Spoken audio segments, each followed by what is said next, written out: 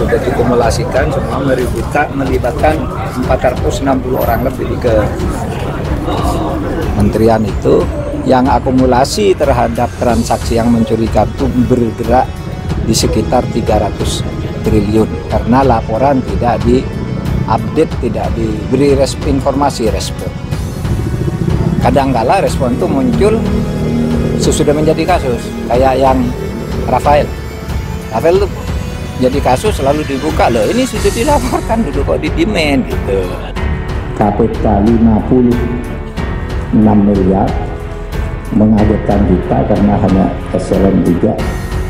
Lalu gimana tuh, benar enggak tuh? Lalu dibuka, Pak ini ada surat tahun 2013. Kami sudah temukan indikasinya bahwa yang bersangkutan diindikasikan melakukan tindak pidana pencucian uang. Gitu. Sudah itu diterima lagi, besoknya ditemu ternyata 500 miliar.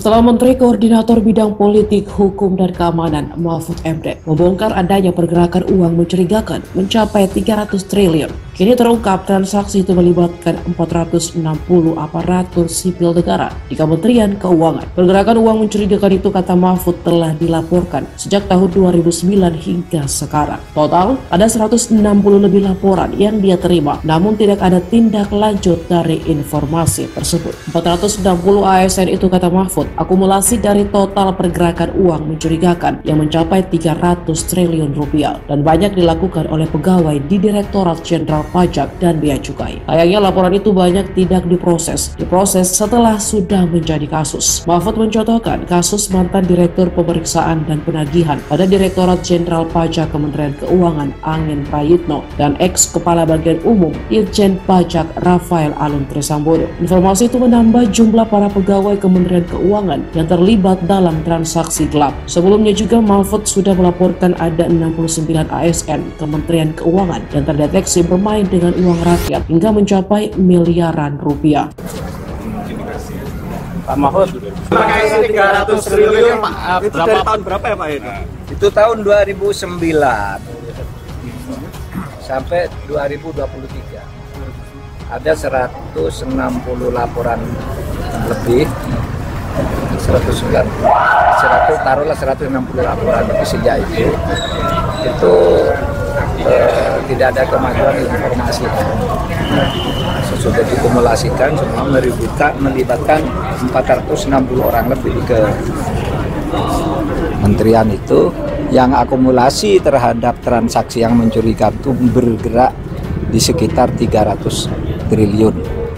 Tapi sejak tahun 2009 karena laporan tidak di-update, tidak diberi informasi respon. Kadangkala respon itu muncul sesudah menjadi kasus, kayak yang Rafael itu jadi kasus selalu dibuka, loh ini sudah dilaporkan dulu kok di-demand gitu.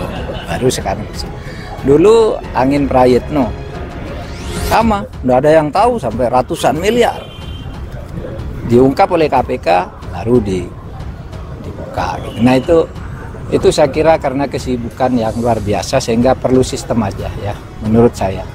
Saya sangat hormat dan salut pada Bu Sri Mulyani yang begitu hebat itu untuk membersihkan itu, sudah lama mengambil tindakan-tindakan cepat, tapi menumpuk sebanyak itu karena bukan Sri Mulyani itu ganti menteri udah 4 kali kan kalau sejak tahun 2009 tidak bergerak, dan keirjenan baru memberi laporan kalau dipanggil kali, sehingga Pak itu hanya kecil-kecil itu kan tidak ada masalah gitu. Ternyata kalau mau dianggap tidak ada masalah, sekarang ada masalah gitu. Tidak apa-apa, kira kita harus membantu Bu Sri Mulyani. Bu Sri Mulyani sedang menyelesaikan itu dan kita tidak bisa menyembunyikan apapun kepada masyarakat sekarang ini. Tidak tahu dari saya, tahu dari orang. Tadi ada yang tanya, ya seperti Anda tadi tanya. Tadi juga ditanya, Pak kok ada ya data baru 500 miliar, siapa itu? Si Rafael ya. Lalu yang satunya itu, apa ya ada yang 3.000, udah tahu semua. Ya kita nggak boleh berbohong. Cukup ya. Sebelumnya Mahfud juga telah menyerahkan temuan terkait 69 pegawai Direktorat Jenderal Pajak ke Menteri Keuangan Sri Mulyani. Mahfud melaporkan puluhan pegawai Ditjen Pajak Kemenkyu tersebut karena diduga telah melakukan pencucian uang. Menanggapi temuan terkait 69 pegawai Ditjen Pajak yang diduga melakukan pencucian uang, Inspektur Jenderal Kementerian Keuangan Awan Nurmawan Nuh menegaskan sudah mulai memanggil pegawai Kemenkyu dalam daftar 69 orang berharta tak wajar. Nah, terkait dengan yang kemarin 69 itu pegawai yang masih atau profilnya resikonya merah, kita Inspektorat Jenderal membentuk suatu kita namakan crash program. Jadi kita sudah mulai memanggil pegawai-pegawai tersebut mulai hari Senin kemarin. Kita rencana sih target 2 minggu kita selesaikan, tapi kita lihat nanti dinamikanya seperti apa. Kasus pejabat dengan harta tak wajar semakin menjadi sorotan selesai terungkapnya harta bekas petinggi Dirjen Pajak Rafael Alun Trisambodo yang dilaporkan memiliki kekayaan sebesar 56 miliar rupiah.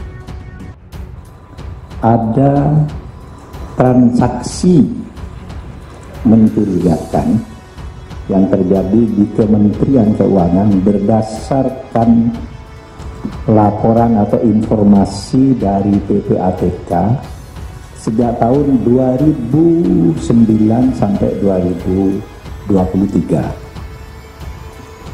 Saya katakan transaksi yang mencurigakan sebagai tindakan atau tindak pidana pencucian uang. Tindak pidana pencucian uang itu bukan korupsi itu sendiri. Misalnya saya contoh yang paling gampang itu tindak pidana pencucian uang yang baru ditemukan oleh PPATK sehari 2 hari ini. Orang laporannya ke KPK 56 miliar, mengagetkan kita karena hanya eselon 3. Lalu kita cari, oh LHP-nya 23 LHKN ya, LHKPN itu 56 golongan 3. Lalu saya tanya ke PPATK karena saya ketua komite pengendalian tindak pidana pencucian uang, pemberantasan tindak pidana pencucian uang. Ya tanya itu gimana tuh, benar enggak tuh? Lalu dibuka, Pak ini ada surat tahun 2013. Kami sudah temukan indikasinya bahwa yang bersangkutan diindikasikan melakukan tindak pidana pencucian uang. Gitu. Sudah itu diteliti lagi, besoknya ditemu ternyata 500 miliar. Nah saudara, yang mungkin korupsinya itu sendiri sedikit, ya mungkin 10 miliar atau berapa gitu, tetapi pencucian uangnya yang banyak. Kalau dia menerima uang misalnya korupsi 10 miliar karena gratifikasi, kan itu lalu kalau di dalam ilmu intelijen keuangan itu adalah di belakang dia anaknya punya rekening berapa, punya perusahaan berapa, uangnya dari mana, istrinya kekayaannya apa, kok sampai punya 6 perusahaan dan macam-macam gitu. Nah itu yang di dalam undang-undang kita supaya dikonstruksi dalam hukum tindak pidana pencucian uang, sehingga kalau disimpulkan di Kementerian Keuangan itu memang benar ada masalah-masalah ini, tetapi tidak semuanya benar.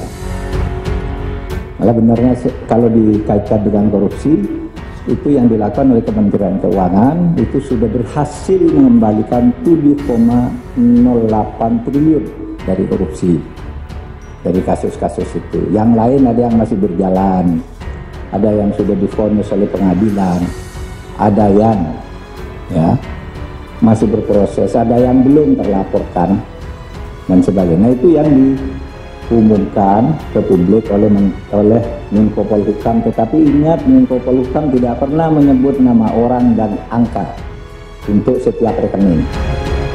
Misalnya orang saya korupsi, lalu di belakang saya ada istri saya punya emas 2 ton, terus anak saya punya showroom, anak saya lagi yang satunya, yang begitu itu yang diduga tindak pencucian uang karena korupsi saya itu tadi, yang beranak pinak gitu. Itu cara menghitung di intelijen keuangan. Itu juga yang saya lakukan ketika membongkar kasus Papua. Kalau dicari korupsi aslinya mana? Tidak ada, tapi kita tahu, bisa dicari itu di belakangnya. Nah itu ketemu, ambil gitu.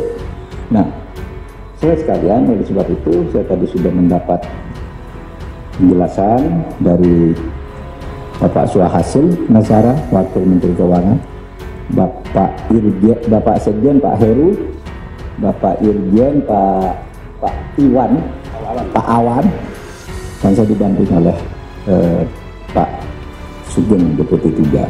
Nah, saudara sekalian, kenapa kami mempersoalkan itu?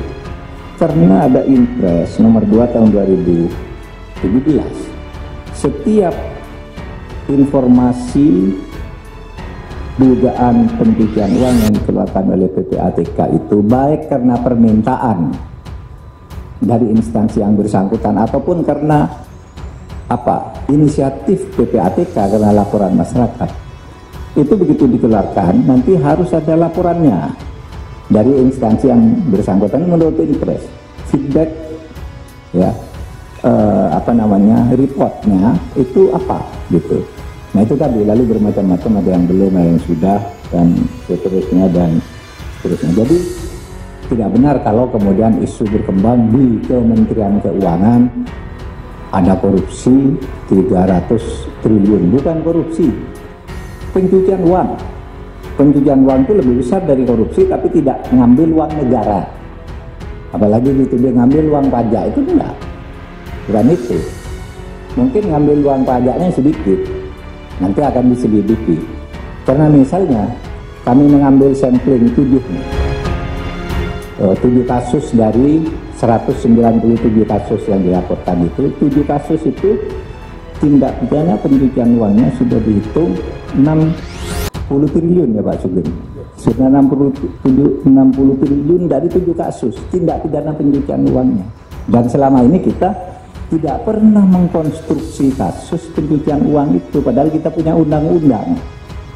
Hanya ada 1, 2, 3 lah ya orang dihukum karena pencucian uang, padahal itu jauh lebih besar dari korupsi. Korupsi itu terkait dengan anggaran negara yang dicuri. Oleh Kementerian Keuangan sudah berhasil dikembalikan 7,08 triliun. Nah yang pencucian uangnya yang 300-an ini akan kita tindak lanjuti. Oleh sebab itu nanti saya tadi berpikir, saudara, kalau misalnya ada permintaan ke kementerian untuk diselidiki tindak pencucian uang, kan terus saya harus kasihkan ke aparat penegak hukum, KPK atau kejaksaan atau polisi. Nah saya berpikir nanti masa undang siapa yang buat ini, kalau dalam sebulan tidak ada perkembangan saya ambil, saya pindah, karena saling ngambil sendiri nggak bisa.